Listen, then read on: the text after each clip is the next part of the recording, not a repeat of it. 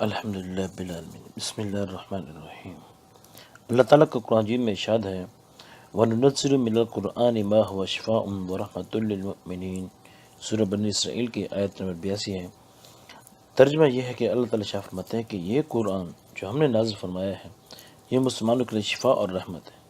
اسی طرح 20ویں سپارے میں سورہ عنکبوت میں اللہ تعالیٰ شاہ فرمایا اُتْلُ مَا أُوحِیَ إِلَیْکَ مِنَ الْکِتَابِ، کہ اللہ تعالیٰ نے اپنے رسول صلی اللہ علیہ وسلم سے شاہ فرمایا کہ جو کتاب آپ پر اتاری گئی ہے اس کی تلاوت کیا کیجیے۔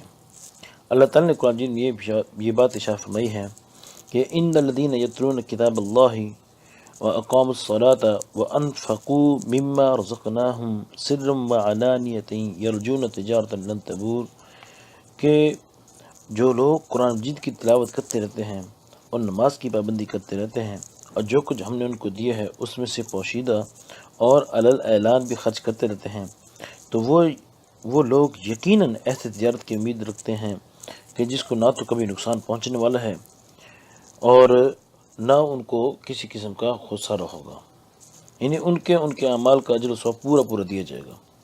یہ سورہ فاطر کی آیت نمبر 29 تھی۔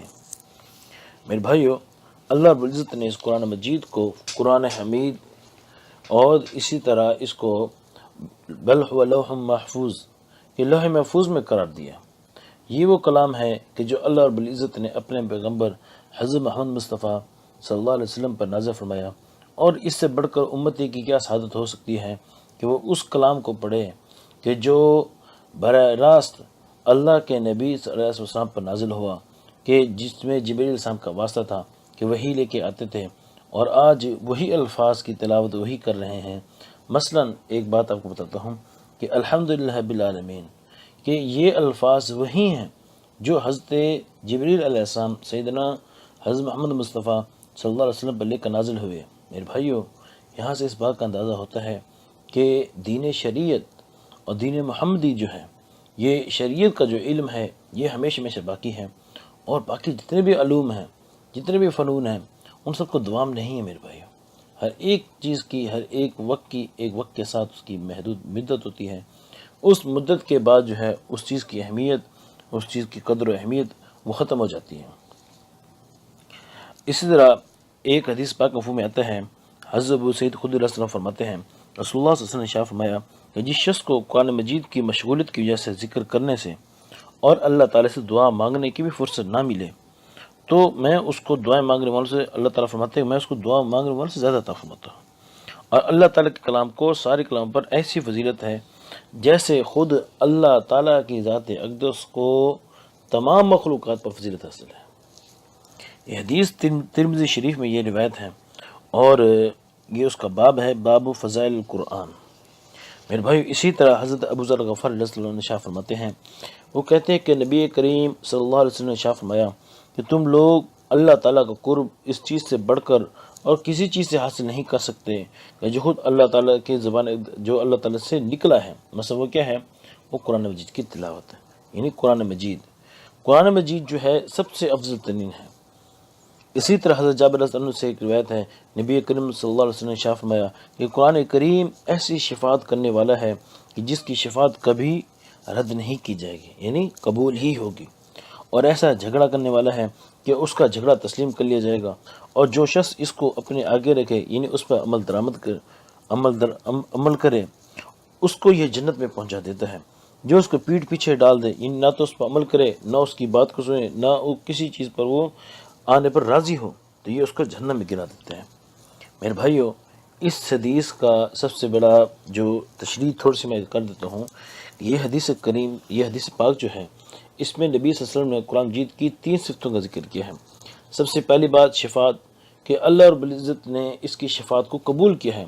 قرآن مجید کی شفاعت کس طرح ہے کہ قرآن مجید اپنے پڑھنے والے کے حق میں گواہی دے گا کہ یا اللہ، یہ صبح شام رات دن یہ میری ہی تلاوت کرتا تھا، اس نے اپنے دھیان میں، اپنے رجحان میں مجھے ہی سامنے رکھا، حتیٰ کہ آتے جاتے اٹھتے بیٹھتے میرے بھائیوں قرآن مجید کہے گا کہ یا اللہ، اس نے مجھے اپنا اوڑھنا بچھونا بنائے رکھا۔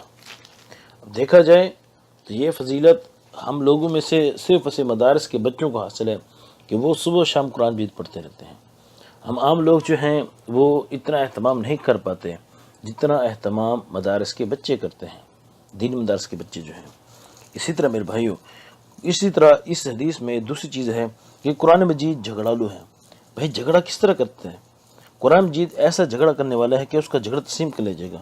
مطلب کیا ہے کہ قرآن مجید اپنے پڑھنے والے کے لیے اور اس پر عمل کرنے والے کے لیے، اس کے درجات کے لیے اللہ تعالیٰ سے قیامت دن جھگڑا کرے گا. یا اللہ، اس نے میرا اہتمام کیا، اس نے مجھ پر عمل کیا، میرے ہر حکم کو، ہر چیز کو اس نے اپنے عمل میں لایا، کہ جن چیزوں کا یا اللہ تو نے حکم دیا تھا اس چیز پر عمل کیا، جن چیزوں سے یا اللہ تو نے منع کیا تھا اس چیز سے رک گیا. اسی طرح اور جو اس قرآن مجید سے حق میں لاپرواہی کرتے ہیں، ٹھیک ہے، تو اسی حدیث میں آپ صلی اللہ علیہ وسلم نے شاہ فرمایا کہ جو قرآن مجید کو پیٹھ پیچھے پھیر دیتا ہے، پیٹھ پیچھے رکھ دیتا ہے، مطلب کیا ہے، یعنی نہ تو قرآن مجید پڑھتا ہے، نہ اس پہ عمل کرتا ہے، نہ اس کی باتوں کو سنتا ہے، کسی طرح نماز کے لیے بھی نہیں جاتا. میرے بھائیوں، قرآن مجید اللہ تعالیٰ اس کے بارے میں شاہ اللہ کے نبی علیہ السلام کے بارے میں شاہ فرماتے ہیں کہ اس کا جھگڑا تسلیم کر لے جائے گا، اور جو اس کو پیٹھ پیچھے رکھ دے گا قرآن مجید کو، تو اس کا ٹھکانہ جہنم ہے. کہ بھائی کتنی بڑی گستاخی، بے ادبی کی بات ہے کہ اللہ رب العزت کے ہاں قرآن مجید کی تلاوت نہ کرنے کی وجہ سے ہمیں جہنم میں اللہ نہ کرے ہمارے بدعمالی کو جہنم میں ڈال دیا جائے. قرآن مجید جس طرح ترجمہ تفسیر سے پڑھنا جو ہے یہ سب سے بہترین ہے، یہ افضل عمل ہے. اسی طرح میرے بھائیوں، قرآن مجید کی تلاوت سب سے افضل ترین عمل ہے. حدیث ایک واقعات میں آتا ہے کہ ایک آدمی تھا، وہ بیچارہ ان پڑھ تھا، پڑھا لکھا نہیں تھا، لیکن اس کو قرآن مجید سے محبت تھی. اب اس محبت کی وجہ سے اللہ تعالیٰ نے اس کو جنت میں داخل کر دیا. واقعہ اس طرح ہوا کہ قرآن مجید جو تھا اس کے ہر عمل کو، ہر آیت کو، ہر سطر کو، ہر صفحے پر وہ اپنی انگلی، شہادت کی انگلی پھیرتا تھا، کہتا تھا یہ بھی حق ہے، یہ بھی سچ ہے، یہ بھی حق ہے، یہ بھی سچ ہے. چنانچہ اسی طرح وہ پڑھتا تھا. بیچارہ پڑھنے کی طاقت نہیں تھی، کوئی اس کو پڑھانے والا یا اس وقت موجود نہیں ہوگا. چنانچہ جب اس کا انتقال ہو گیا، کسی بڑے اللہ والے نے اس کو خواب میں دیکھا تو اس نے کہا کہ بھائی تجھے اتنا بڑا مرتبہ کیسے ملا؟ دیکھا تو جنت کے بڑے بڑے باغات میں پھر بڑے بڑے محلات ہیں اس کے پاس. اس نے کہا مجھے تو پتہ نہیں تھا، میں تو ہر اللہ کے جو قرآن مجید تھا میں اس کے بارے میں کہتا تھا کہ اللہ کا حکم یہ بھی حق ہے، یہ بھی سچ ہے. تو اس وجہ سے اللہ تعالیٰ نے مجھے اتنا بڑا مرتبہ مقام دیا. اللہ تعالیٰ عمل کرنے توفیق عطا فرمائے.